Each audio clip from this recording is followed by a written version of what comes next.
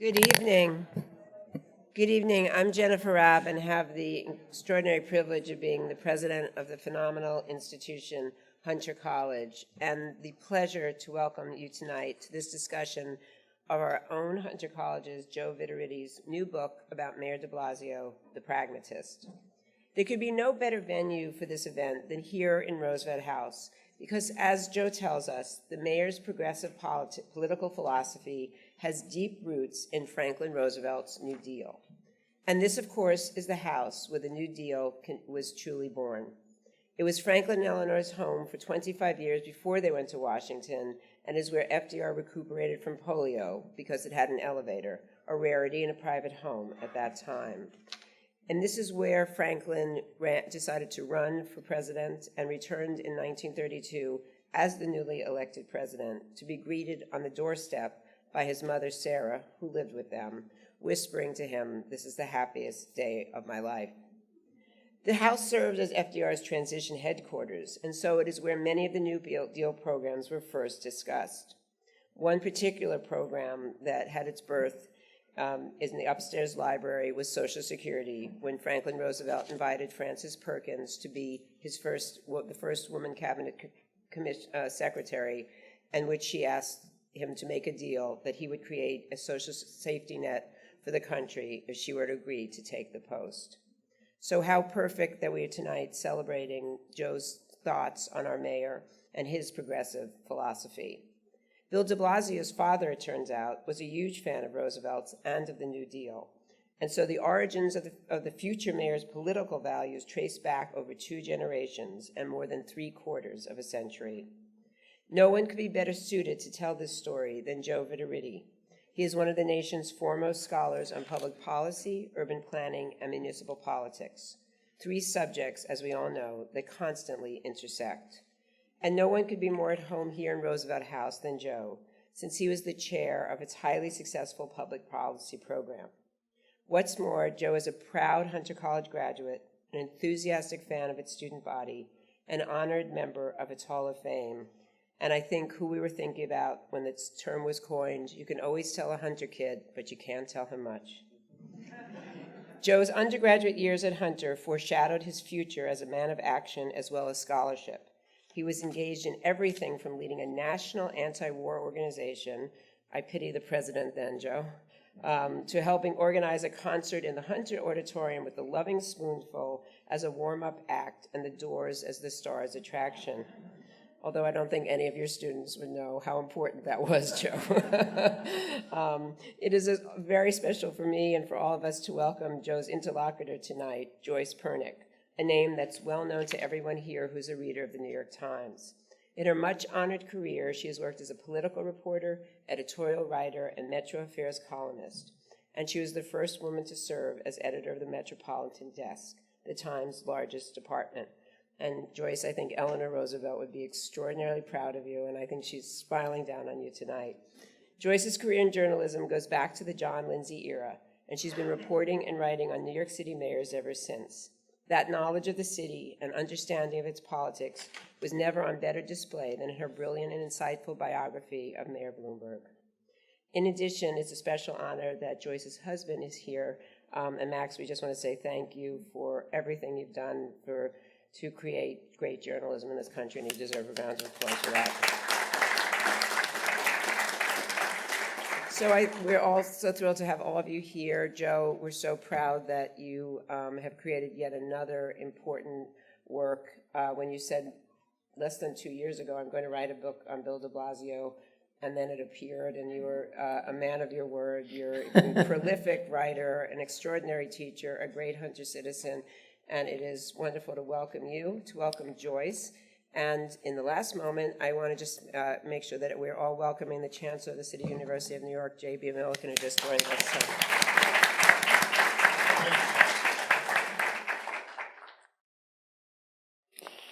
Thank you all for coming, and let me start by congratulating you, Joe, for writing this book. As someone who has written a book, I congratulate anyone who has ever written a book about anything. It's no small accomplishment. Congratulations and bravo. Thank you for being here. I thought I'd begin with a very fundamental question.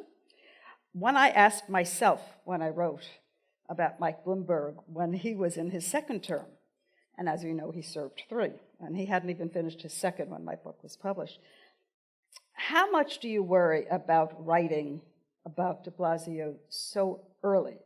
You don't have the historical perspective.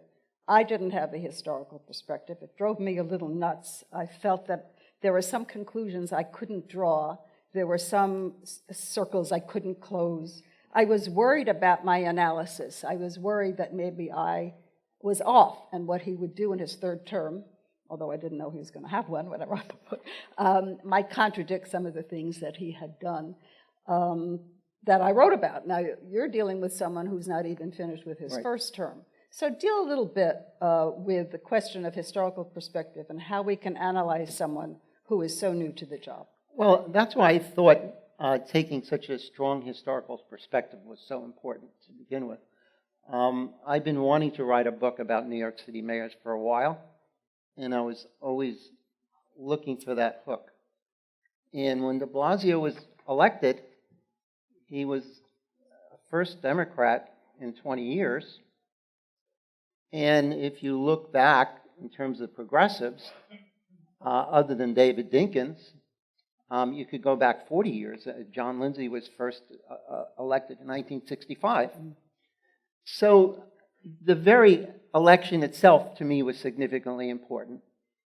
And while you can't evaluate over really 3 years I had to work with what the outcome is going to be, you could certainly look at the level of change that occurred. Mm-hmm. And the level of change was dramatic. And so what I was doing was trying to mark a point in history where New York was beginning to redefine its politics. And so I see the book as a history of the rise, decline, and regeneration of progressivism. And as you know, the book goes back to LaGuardia. My favorite chapter in this book is called The Soul of New York, which goes back to what I think New York really is, a city that's generous, a city that cares about people who are struggling, a city that believes the public sector has an obligation and a responsibility to help people. That, to me, is the soul of New York. And through various periods of time, as you look at different mayors, to me, each mayor is a window of a particular time period. So it was delightful fun to go through this, starting with LaGuardia, the chapter on LaGuardia, Lindsay, Wagner, and then through the fiscal crisis, which is a very difficult time. We could no longer afford to do those kinds of things. And, you know, the Koch-years, which you covered very closely, Giuliani, Bloomberg, Dinkins, and finally here. So I think what I'm observing here is a radical change. Will it be a permanent change? Was it a redefining election? I think that's an interesting question we can talk about. Did his election surprise you? Yes, it surprised me a lot. I wasn't really paying attention to de Blasio. I was working on a book about John Lindsay, and the book came out right after de Blasio was elected. I hadn't even thought about de Blasio. And people started asking me, well, how do you compare these two progressives? And that's kind of how I backed into the story. And I said, you know, you can look, if you look at it, you can't, it's very difficult to compare leaders unless, outside of their historical context. So you have to understand the, you know, the different challenges they faced and the different times in which they, in fact, one of these was a Q&A with the New York Times, which kind of got me thinking about it. Mm-hmm. And that's kind of immersed me into this. And you know how it happens when you start to write, it takes over your life. That's and everybody, takes over. And right? Anybody who you live with, and that's just what happens. You mentioned, and you have a lot in your book about the other mayors, and I have this question about why it is that New York has what sort of this pendulum swing, right? So it goes from the progressive Lindsay, who was as you all may remember, a Republican, the old kind of Republican, who then became a Democrat. It goes from Lindsay to a clubhouse Democrat, right? It goes to Beam, who's a real throwback to another time.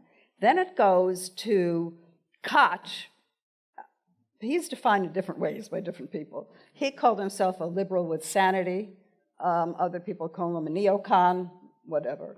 Then it goes from Koch to Dinkins, who's then a progressive liberal. Then it goes from Dinkins to Giuliani. I mean, we got Anna and Bloomberg and now de Blasio.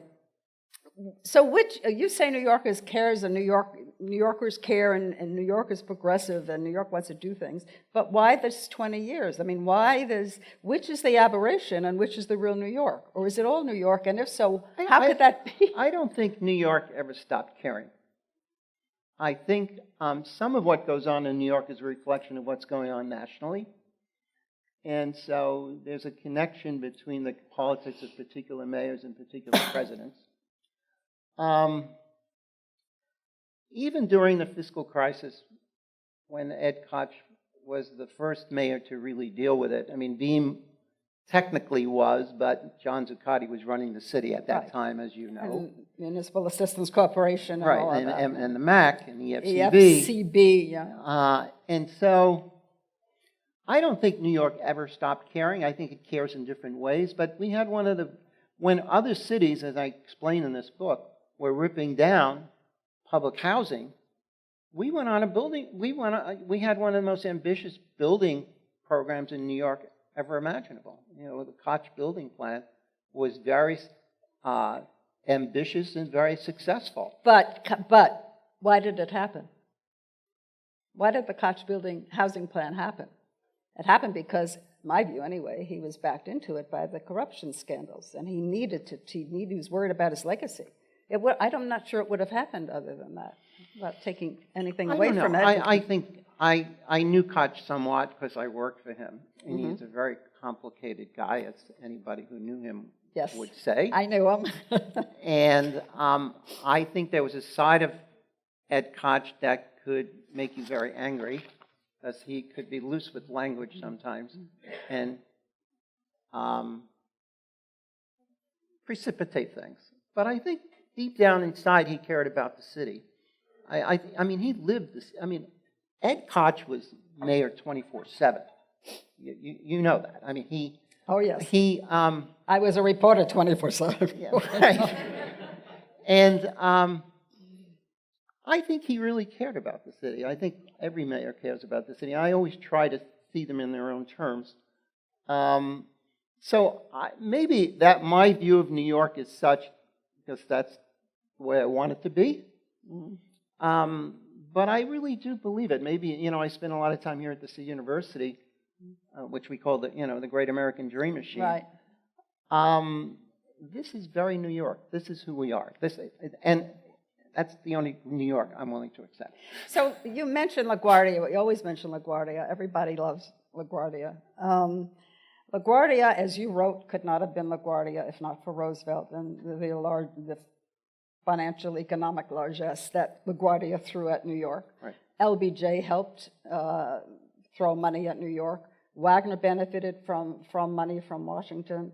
And as you write, and we all know, that doesn't exist anymore. It even exists less now since the election in November than it might have if Hillary Clinton had won. And what you were saying, what you wrote in your book, and in an interview, is that the city is much less reliant on Washington than it was in the FDR and Johnson years, and almost any year that you can think of.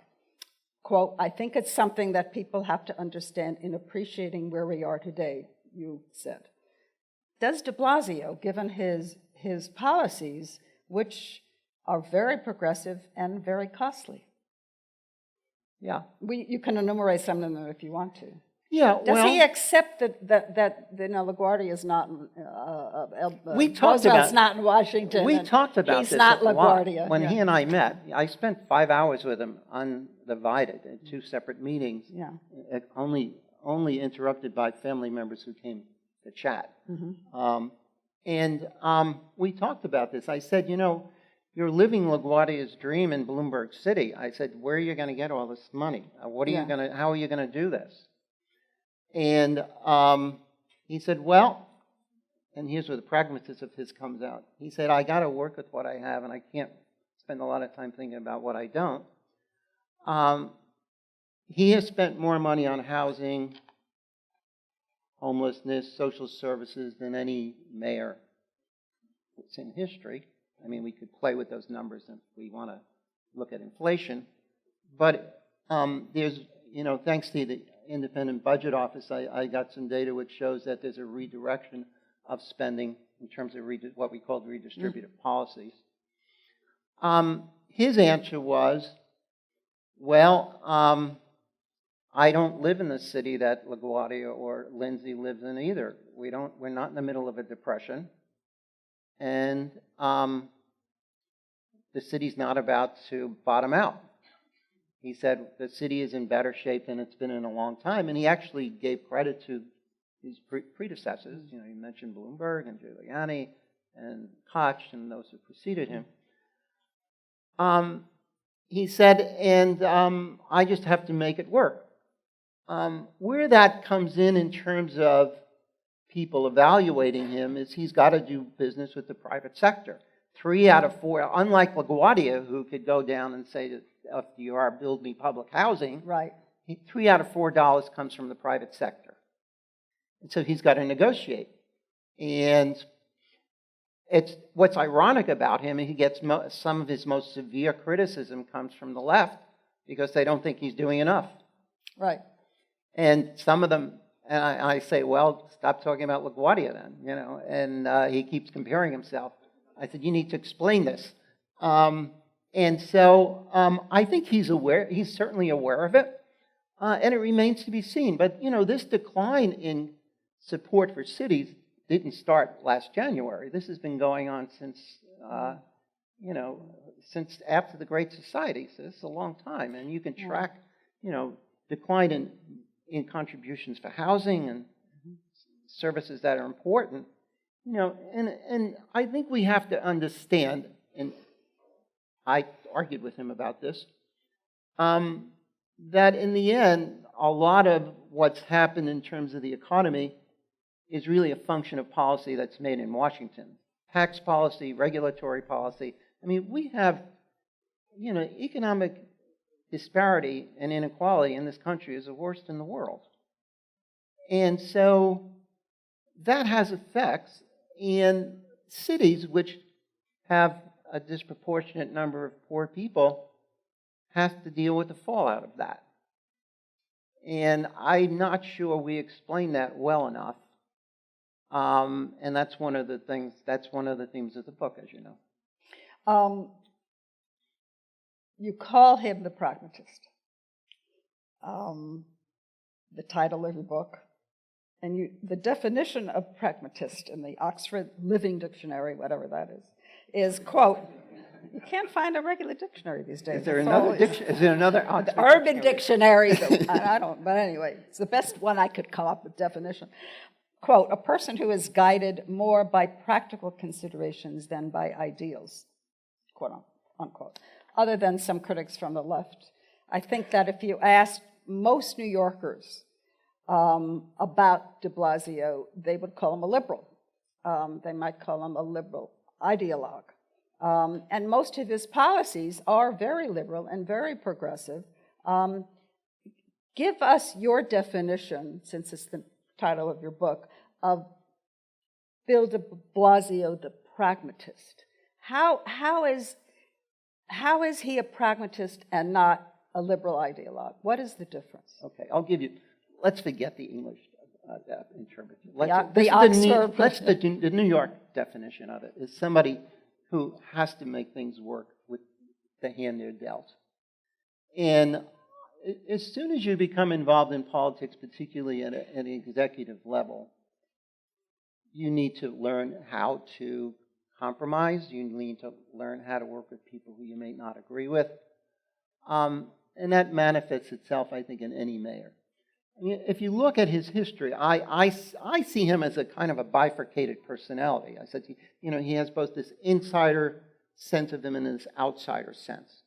And so the outsider sense, which if you read the early history of him, identification with the Sandinistas and third-party movements, which I think in New York are very interesting, that now is kind of developed into the Working Families Party. There's a Let me history interrupt here. you right there, because I suspect most people don't know this What? about the Sandinistas. Maybe a capsule explanation or sketch of his early political years, because Sure. I knew it and it surprised me to reread it. Well, the Sandinistas was a group of radicals in South America that he was very sympathetic to. He went to South America. He identified with Marxist causes.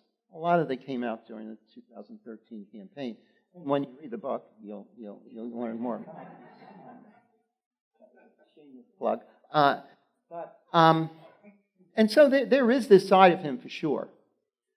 The other side of him is a lot of people who identify. Am I losing my sound here? Can you hear me now? Okay. So a lot of people who identify with that kind of radical politics never really jump into the pool. They stay on the outside and they criticize and they push and they complain, like academics. No.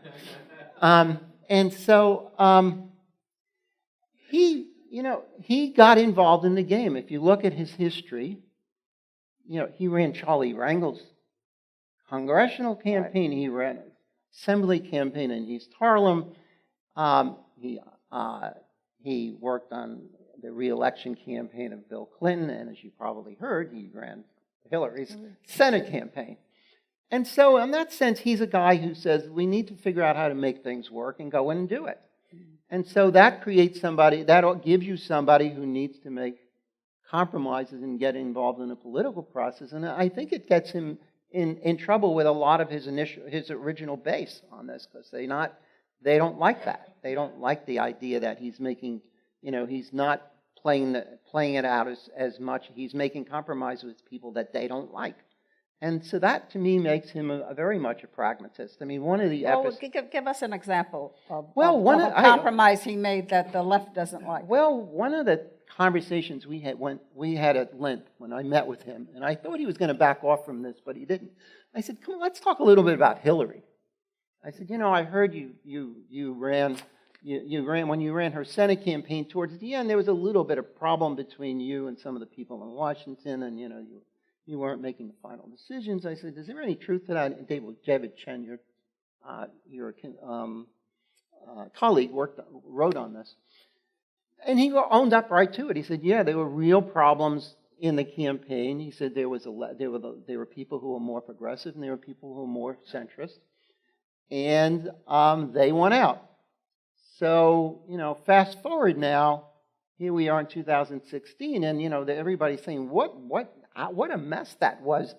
You didn't endorse Hillary, then you did endorse her. People thought, what happened there? And, he said, I thought it was a wonderful illustration of this personality that's somewhat divided. He was trying to hold on to ideals that he had in terms of moving the Democratic Party further to the left, particularly on economic issues. And yet, as he said to me in the end, and I quote him in the book, and I sent him the quotes, and I said, this is what I'm using. He said, fine, do it. He said, in the end, I felt a certain loyalty to her because I had worked for her husband, I had worked for her, and that's real politics. Loyalty, who are your friends, and that kind of came out in the conversation. He was obviously very divided about it, and I think that episode is a wonderful illustration of who he is. So the pragmatism was ultimately endorsing her? Yes, and the loyalty around it. And he also said he thought she would make a better president than Bernie in the end. You had a word in your book that didn't make it into the book, which I thought it would be fun. You have a chance now to define it.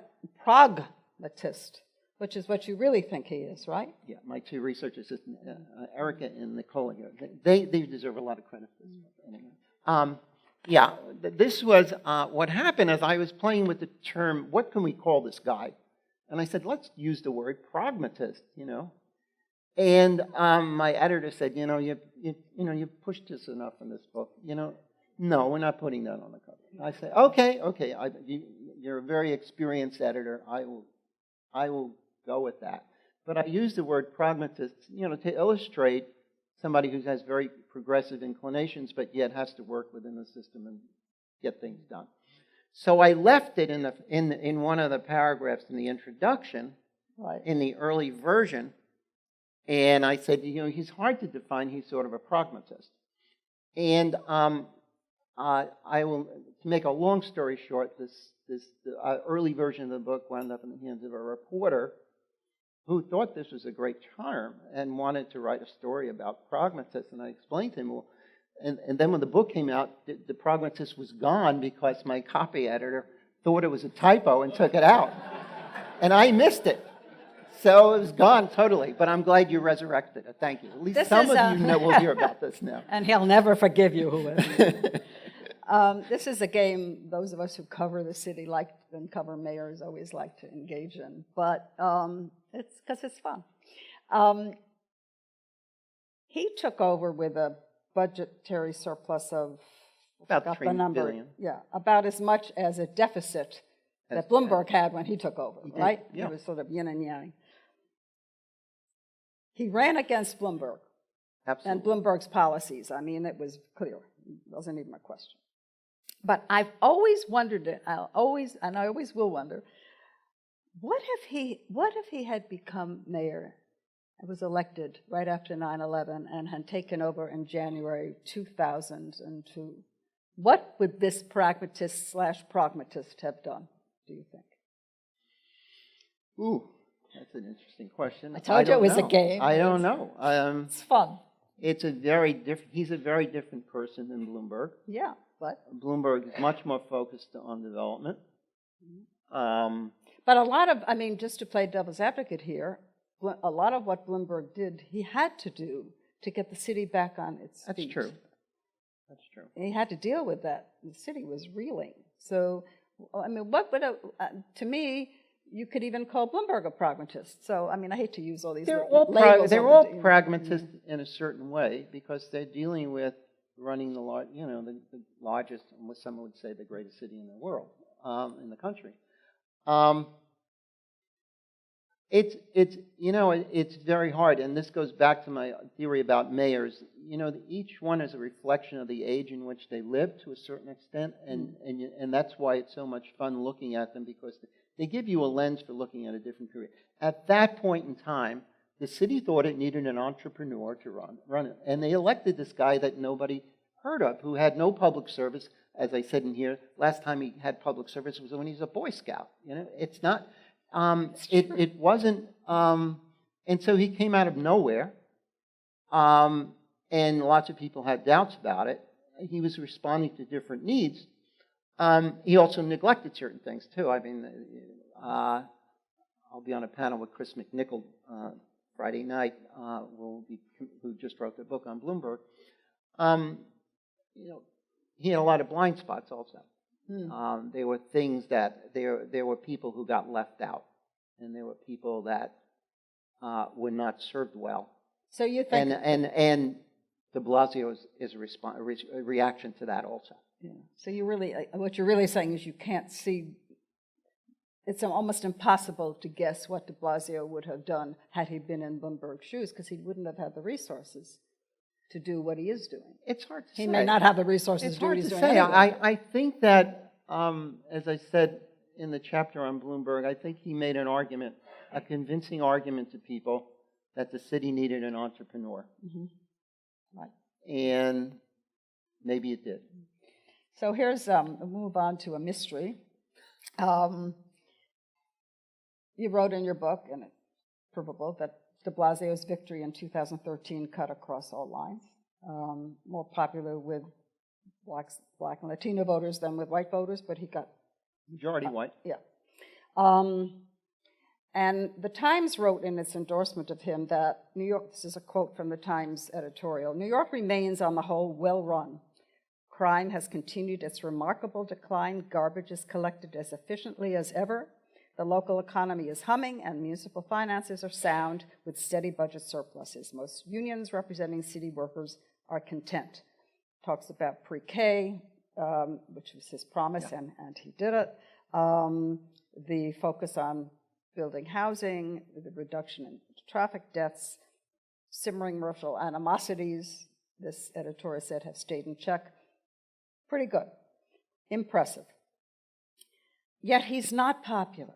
He really is not popular. By any measure, he's not a popular mayor. That may change, but for example, a mid-July Quinnipiac poll showed that his approval rating went down to 50 approval, 42 disapproval, from 60-34 that had been just 2 months earlier. And there were other statistics that I won't bore everybody with from the poll, but it shows a lot of disapproval. I find it surprising. I mean, how do we account for that? How do you account for that? Are we just talking about sort of instinctively crotchety New Yorkers who have anger and rebellion in our DNA? Yeah. That's part of the explanation. Or is it something more about de Blasio and some of the mistakes? And I think he's there are made a lot of mistakes. I think there are a number of things going on. Yeah. One is, first of all, we got to remember he'll probably win by an overwhelming margin, and nobody thought he was weak enough to challenge him. Mm-hmm. That said, there is this issue of popularity, and when people say, "You wrote a book about who?" And so I think there are a number of things going on. I think, first of all, I think there's a lot of cynicism about government. Generally, and there should be, because before Bernie Sanders said it, the system is kind of fixed towards the advantaged people. The more money plays a role in politics, the more that's true. And it ain't a secret anymore. Mm-hmm. And he had to partake in these money games also, which I think tarnished him. Mm-hmm. So there's that. I'm sorry, I couldn't hear. What tarnished him? He had, raising money. You can't, if the state and federal investigations. Yeah, if you and I went, stopped short of later over drinks decided that one of us should run for mayor, the other one would say, well, where are you going to, do you have money? Can you raise the money? Mm. I mean, that's the first question in American politics these days, unfortunately. It's not what ideas do you have, what do you want to accomplish? Right. It's what do you want. So people are aware of that, and there's a cynicism against it. Also, I think the press is, we have an aggressive press in New York to begin with. I think you've heard about that, right? When you have a mayor who has nobody running against them, I think they feel an extra obligation. Somebody has to challenge him. And so that's, I mean, you know this better than I do, so maybe you have an idea about this. But I think that the press feels like it has a stronger obligation to challenge what he does and question him, because there really isn't an opposition here. I mean, he's got some weak candidates. That comes with the territory. Yeah, it comes with the territory, but I think more so if there's not somebody on the other side. I mean, and the other way, I guess the last thing, he's not communicating the way he should. I mean, I don't know why. I think there's a side of him that doesn't care about that. It's almost the attitude, can't you see what I'm doing? I told you I was going to do X, Y, and Z, and I did X, Y, and Z. What's your problem? You're worried about whether I'm going to Brooklyn to work out? Get over it. And so there's it's almost, he doesn't pay enough attention to it. Well, you wrote, there was a wonderful phrase in your book, you said he's an original, whose ragged stripes run deep. Ragged stripes run deep. I thought it was a great phrase, and to me, there are a lot of ragged stripes that you wrote about and that others have observed. He's trying to deal with homelessness, and yet it seems to be an intractable problem. Traffic is a disaster. He was investigated by federal and state prosecutors into whether he favored big donors, and he was not indicted, but he was criticized. But people don't focus on that. If I ask a friend What do you think of de Blasio? Inevitably. Why is he always late? Which he isn't anymore, No, apparently. he fixed that. And why does he go to a gym in Brooklyn? And why did he delay his endorsement of Hillary? I said, but look what he's done, pre-K. And I go down, yeah, but I don't like him. How important is it? True, I hear this time and again, and I bet you do too. It's bizarre. And I guess why I know why I'm asking the question. How important ultimately is the personality and the public affect of our mayors, and particularly in this city, compared with what he does? Oh, absolutely. I mean, it's extraordinary to me. It doesn't seem to matter about some of these things. I said to a friend today, but he established universal pre-kindergarten. Yeah, well, that's very nice, but. Yeah, I think in the end, personality is something people vote on, and our mayors it's not a job. It doesn't, the meek need not apply for this job, and they're all major personalities in their own way. Whether you're talking about Ed Koch or Rudy Giuliani or Bloomberg, and he's no exception. And I think there are things he does that annoy people. I mean, I don't. As I said, I don't really care where he works out. I think there's something else going on there, and I kind of hint at it in the book too. I think that's his outsider mentality again. My research and assistants and I went back home to Park Slope, and saw where he lived and the places he hangs out. The Italian restaurant. Yeah, and Bar Toto. That's where we go for the Celebrate, and it's kind of the government in exile over there. It's like it's the government what? In exile. It's almost it's again this outsider. This is really where I belong. That mansion up on the Upper East Side, it's okay, but this sort is of really, his Mar-a-Lago. Yeah, this is my home. Yeah, and well, that's a good way of looking at it, I guess. Mar-a-Lago on the Gowanus. So what is that all about? Why is it such a I pull? think that's him again. I think that's his trying, that he's more comfortable there. I think of the opposite of, Bloomberg was uncomfortable, didn't want to live in that meager mansion up on the Upper East Side. Right. Gracie Mansion, and he had his little townhouse down the block. And so this is a different kind of rejection, taking in a very different direction. If you go back, it's a very modest house. And that's where he's comfortable. We went to Bar Toto on Wednesday morning, right? And I said, has Bill been around lately? And the waiter said, just 3 times this week. That was Wednesday. I wanted to go back to this issue.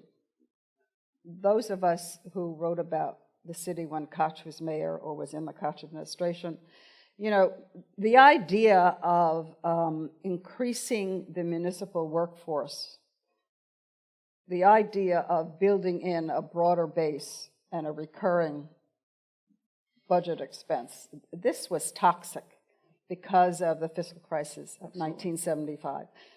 Yet, de Blasio has expanded the municipal workforce to the highest number in modern history, which is, by the way, 287,002 as of last year. And he's committed to reducing the homeless population, so on and so forth. At the same time, you wrote, and we all know that resources are limited. Overall, how much can a city do on its own? And this is an issue that Bloomberg has raised with, about, and the governor of the state of California has raised in terms of fighting some of Trump's policies. How much can a city do on its own if its resources are limited? That's the big question in the book for me. And going back to the history of progressivism, and when it worked, you had partners in Washington that you don't have now, obviously. I think it remains to be seen. I don't think we can answer that question. And in some ways, New York is not a good place to ask that question because we, at least now, as he explained to me, living in pretty good times financially in New York. So, you know, all That the could signs of the change economy. tomorrow. We've seen that happen. Absolutely. But And then we'd have a workforce of 287,000. Yeah, and you could also look at, I mean, the cities of the country are not all New York and Boston and San Francisco. You know, go to Cleveland, go to Detroit, go to, you know, Memphis, go to different cities of Baltimore that are really struggling. You're seeing effects there of a lack of commitment in Washington that is having more severe consequences.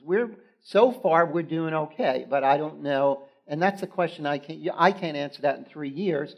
I mean, and that's why I think the big question in the book, as I raise, what the future of progressivism and how can it last without some kind of an input by the federal government, because I don't want to get involved in economic issues. But we don't print our own money. Yeah, we don't print our own money, and the federal government is in a better position to redistribute resources than we are. Mm-hmm. You know, when cities tried to do that, you had an evacuation. So, you know, how do you do that? You raise taxes? Well, we're going to move to Scottsboro. You know, we don't need to do this. We don't, you know, if you're a business. There was the fiscal crisis was an important period to look at because it shows you what's possible when you have this convergence of a decline in your economic base and the ability to deliver services, which kind of has a multiplier effect and it becomes less desirable. So my question is on this: is de Blasio aware of the risk, or does he think it's containable of broadening this base to such a degree that if there's an economic downturn? It's hard to believe he's not aware of it, but I do believe he feels that he's fortunate to be governing the city at this time. He said that, and I quoted him in the book about it. You know, and as he said, he's more fortunate than LaGuardia or Lindsay was in that sense. And he's got, you know, 4 more years, so how much is going to change in terms of the economy? The economy is doing fairly well now, and the city is doing fairly. And you can't separate the city economy from the national economy either. So I don't think he sees that as an immediate issue right now. How important is continuing the reduction in crime to him? From his comments, it seems quite important. I think it's very important. I mean, it was important. He made that clear when he hired Bratton. Mm-hmm. He went out and hired Rudy Giuliani's police commissioner. Right, I know. And so it's very important to him because I think he was trying to, people thought because he was a progressive, a liberal, if you want to use a really dirty word, that you know, crime was going to go amok. Mm. And he wanted to show people that this was important to him. At the same time, he wanted to show that he was aware of problems that the police were having with minority communities. Stop and frisk in particular. And I think one of the most amazing things that happened in the last 4 years, it's been going on since Bloomberg, but it's accelerated now. I mean, it's been going on, well, in terms of the approach to policing. You know what Bratton proved more than anything else? Bratton proved that you could have a less aggressive approach to policing and reduce crime. Why? This is a question I have asked over and over and over again. Why is crime continuing? Why did crime go down so precipitously in New York, and why does it continue to go down? It's going down nationally, but it's going down more so in New York. More precipitously here. Yeah. I think part of it was Giuliani. I think he made it a priority. And the city could not have had a comeback without the decrease in crime. You're talking about police strategies. Yeah. You know, and it wasn't just stop and frisk and broken windows. And broken windows, but it was also the management of the police department and the use of data. You know, I've done some work on policing. And so there was more to it than that. So part of it was the effort, and people could disagree with the consequences of the effort also, because we wound up putting more people in jail disproportionately Black and Hispanic males. There was, and by the time Bloomberg is mayor, you're really seeing a reaction to that. And the court says, the federal court says there's something, you're violating the Constitution here with the way you're implementing stop, question, frisk. And we're going to go to questions from the audience in a moment. What about demographics? Just to finish out the crime issue, do you think there have been incremental but changes in the city's demographic profile? Because it's gotten so increasingly wealthy, more and more poor people have moved out. I think that could be a factor. Yeah. Yeah. I mean, it's very hard. It's really so many interesting. variables. It's kind of a mystery. I've never fully gotten to the Jim bottom of up it, here. although I have tried. I wanted to open this now to questions, and we're going to wait for the microphone to come to you so everyone can hear it. And then please, a question, not a statement. Okay. There's someone right here who, woman in the yellow jacket. Stand up if you could so people can see you. Thank you. Hello. In the course of your conversations with Mayor de Blasio, did you talk about the 2013 race, and in particular, thinking about any comments he may have had about John Liu? Because it seemed to me that the person who was really running to the left was John Liu, and then his campaign ran into serious problems, and it seemed like Bill de Blasio moved into that slot. And I wonder if you have a comment about that, and perhaps has the mayor said anything about that? It wasn't something that we discussed. So the quick answer is no. It wasn't one of the things I brought up, and wasn't one of the things he brought up.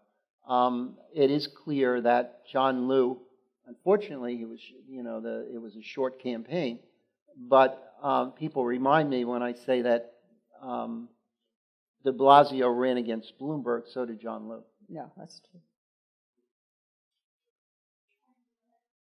I would like to know, is his... It's not on. The mic's not on. I beg your pardon? I would like to know, does his wife still have the chief of staff who gets $177,000 of my dollars? I don't know. I don't know that either. Sorry. You've got to ask a Room 9 reporter. This gentleman here. Wait for the mic. Wait for the mic. You indicate that there's no largesse coming from Washington like his predecessors were able to have. Why with that situation has he had such an acerbic relationship with Cuomo, who obviously can have an effect on that? So that's a good question. You don't think he has a good relationship with Cuomo? Oh, okay. As I've said to me, a few people have asked that question. There's a long history of relationships between mayors and governors in New York. Lindsay and Wagner really did not get along at all. Lindsay and Rockefeller, I'm sorry. Rockefeller would call him Johnny to belittle him. What was interesting about that is they were both, as I say, liberal Republicans at a time when that wasn't an oxymoron, that term. And now, what you have is something different. It's not just personality. I mean, obviously, I think it's fair to say they're not fond of each other. But they are very different in their political thinking. And I think that's the source of the tension. Andrew, if I can call him by his first name, I'm sorry, is a mainstream Democrat. Bill de Blasio is somebody who wants to move the party to the left. So there are real differences there about policy that come up that become uncomfortable for a governor who's dealing with a constituency that is not just New York, but is statewide, and that has a very different perspective on politics. and maybe thinking about running for higher office, I hear. And so that becomes uncomfortable. And so when Bill de Blasio talks about a millionaire's tax or a mansion tax, Andrew doesn't want to have to deal with that. And so I think that's an important part of the tension. Right there, the woman right next to you. Sonia Thompson from Bed-Stuy, Brooklyn. Say it again. because Sonia you weren't Thompson okay. from Bed-Stuy, Brooklyn, where there's lots of gentrification taking place. My question is, does your book talk about the influence of the First Lady in some of the decision-making of de Blasio? Yeah, I mean, the thing that motivates her the most, she actually met with me too, and I got to talk to her a bit. She's very passionate about mental health services. And so, as she explained to me in front of him, that's her issue. And he agreed. I think that's a very major influence on him. And I think, I mean, you do get the sense when you see them that they really have she is his closest advisor. I mean, I don't think that's put on. I think it's real. He respects her a lot. She's a very intelligent, articulate woman who's obviously a great asset to him. This gentleman here in the jacket and aqua shirt. Thank you. I want to ask a health-related question. With the closure, I live in the West Village, and the closure of hospitals downtown has meant that, and the Mount Sinai is now not accepting Medicaid, like NYU does not accept Medicaid from patients. It's put poor people who live in public housing, and seniors who live on fixed income in a very difficult position. And the only places that they seem to want people to go is to Bellevue, which the quality of service there is quite high, but just getting there for people that are elderly, people who are sick, or people that are poor is very difficult. Do you have a question? Yes, my question was about to come. Thank you. Did you talk to the mayor about this kind of situation, which affects a good part of his constituency? No, I didn't. Do you have any opinion? Do I have an opinion? Without getting too far off, it's a very large issue because it has a lot to do with health insurance, obviously. We're having a sort of debate about health insurance now and whether or not Obamacare should survive, which it seems to be. There are still a lot of people who are not protected. I think the good news is that we haven't come up with a worse alternative yet. And so I think a lot of it is around the insurance issue. Over here, this woman in dark glasses. Oh, hi. Oh, gosh, what happened to you? Wait for the mic. You've spoken about pragmatism, policy differences. There is one word that I haven't heard you, and that's about loyalty.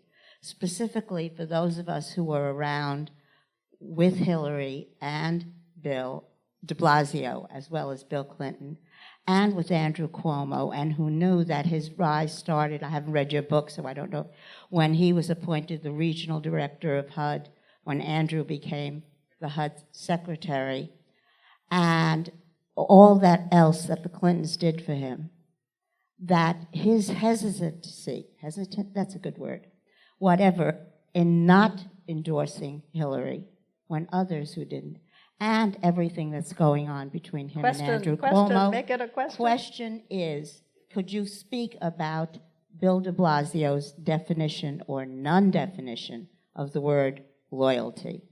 In fairness, I think We I did, think that was but I'll discussed just say, at length. yeah, we talked It really about was. it. I think that was I think it was a very decisive influence on his decision to finally endorse her. And he hesitated because he had some very serious concerns about where she was moving in the country, which I found admirable, actually. But I think loyalty did play a role in his decision, as he explained it to me, and as I quote him in the book about it. So we did talk about it. We did. We honestly we did. No, I heard it. I'm just asking, you say that it was policy, but the loyalty came after when nobody All right. paid attention. Well, we're gonna have to move on. This gentleman in the back there, and then the gentleman in front of him. So obviously, a lot can still go wrong in the next few years. But after his second term, what is your best guess for what he's going to try to do afterwards? I think it's going to depend on what the options are. I think that I think one of the things, the only thing you can say for sure at this point is I think he wants to move the Democratic Party, some people, towards more of what he calls economic populism, to deal with issues that are directed at populations of people who are working class and poor, who are struggling. We talked about this a lot, and I quoted him in the book about it. He was very disappointed where the Democrats wound up in 2016, and this was what was tearing him, I think, apart. I think he was, in his heart, I think he was more sympathetic to what Bernie Sanders wanted to do. And I think that's, talk about the soul of New York. I mean, there's a battle for the soul of the Democratic Party going on now. I think he's still in a minority in that, and I think but I think that's the only thing that's predictable, I think, at this point in terms of, is he going to run for office again? I assume he will, but there needs to be an office vacant to run for. So, I mean, the rest would be too speculative to even get involved in at this point. Joe, do you think he had, just quick, do you think he has still has national aspirations? I say that, my take, I'm a political scientist, so I think that anybody who runs for the local school board has this fantasy of being in the Oval Office making those decisions. And some would say, and most people who run for the local school board could do better than the person making those decisions now. But of course that has to cross a politician's mind. Does he have a direct path to it? I don't see that. Of course, it doesn't seem to be a direct path to it now. The party is not ready for somebody like him. But who knows? It's so never speculative. happened. It's No so mayor of New York speculative. has ever. It depends on what you mean by national. U.S. Senate, is that national? Or when you say national, you mean the big, the big job. Yeah. Yeah, I think they all do. Oh, what used to be the big job. This gentleman here, I promise. So how does he, or how should we reconcile the fact that the need to compromise to meet his agenda with the critique that some of the outcomes of the agenda are growing divides in the city? It's one of my former students. He always had hard questions. Good question. I think that people have to decide that on their own. I think that there are a lot of people who are not satisfied, and they have to make decisions about that. I don't want to get into the conversation about, should people support him or not. I mean, I'm trying to describe a situation, and I mean, to me, the book is really, as much as it's about him, whose picture is on the cover, it's really about New York and where New York is going. And that's why, the soul of New York part of it is very important in the book. I think people have to evaluate that on their own. I can't say, because it gets to well, how much is enough? I don't know. He spent more money on these kinds of services than anybody has. It's not enough. It hasn't solved the problem, so in that sense, it isn't enough. So is solving the problem when it's enough? For some people, it is. I mean, this is, to me, what keeps the spirit of progressivism alive in New York. You have people who will never be satisfied. And I don't say that critically. I say that as part of the DNA of the city politics that becomes a problem for a progressive because we expect a lot. And so I think people have to make those decisions. Up front here? So I'd like to return to the question of why he's not more popular than he is, especially among the people who Joyce talks to. Do you want to comment on whether this might have something to do with the fact that he doesn't make nice to rich people and indeed supports policies that are contrary to their economic interests? He doesn't make nice to rich people in the sense that he wants to tax them more. But that's not, I mean, if you look at the last election, he did well with, he took every economic category. You know, I do the analysis here, thanks to those guys over there. He took every economic category except the very high. That's not a majority of people. So that only explains a small portion of folks. And, you know, when you look at it, I think the tax he wanted to pass for pre-K. So if he was successful, somebody making $500,000 a year would pay $975 more in taxes. If that gets them angry, I mean, the whole thing to me, the fact that there was even a battle over that is amazing to me. And so, yeah, I think some of it is people are not happy. I think he gets more of his, he thinks he gets more criticism from people on the left who want more. That's where I see it. Ed Koch used to say that if a bird died in Central Park, he would be blamed. So part of that, the favorable, unfavorable numbers that I read to you must reflect to some degree the critical nature of the New York population, to some degree. It happens to all mayors. It's a grouchy bunch. Yeah, a crotchety bunch. This gentleman right here.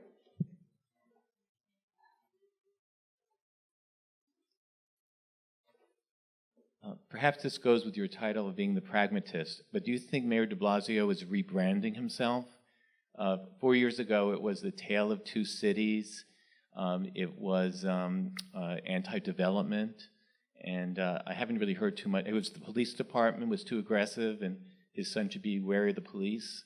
I haven't heard any of those themes. As a matter of fact, I saw he took a walk on the High Line, attended the opera opening, and talked about how to attract Amazon to New York. Do you think there's a rebranding going on with Mayor de Blasio? I think it's too early to say.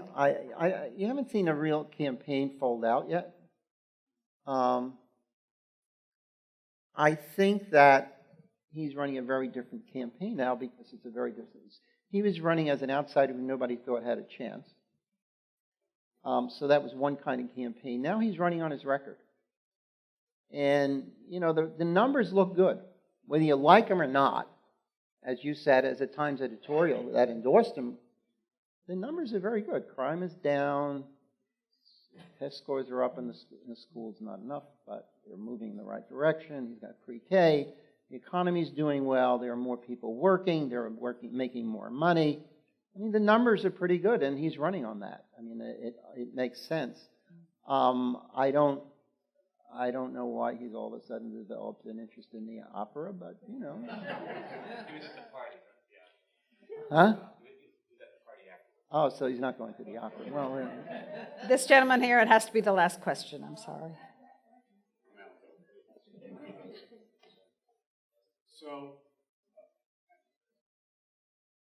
So I would argue at least that probably the mayors you studied that Mayor Giuliani thought it was the least progressive. And so he runs for president. And a friend said to me, how do you think he'll do in the Republican primary? And he was leading in the primary at that point. And I said, well, he's from New York City. He's Italian. He's Catholic. He's pro-choice. He's pro-immigration. He's pro-gay rights, and he's anti-gun. I said, I don't think he can win a Republican primary. Isn't really kind of, you know, in the New York world, all of the mayors somewhat progressive when you compare them to national people? Yes. And we've never had a mayor who's gone on to higher office in terms of that higher office. Although, after last year, who knows, anything's possible. So, I don't know. But I think it's, so far, that the mayoralty of New York has not been a pathway to the White House.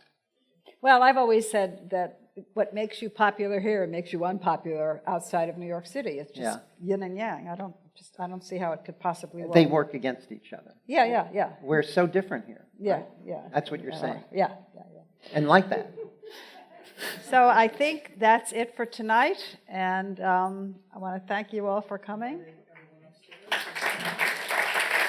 Yes, of course.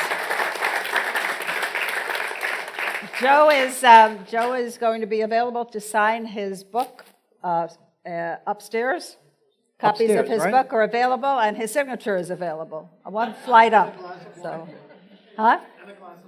And a glass of wine. I didn't know that. All right.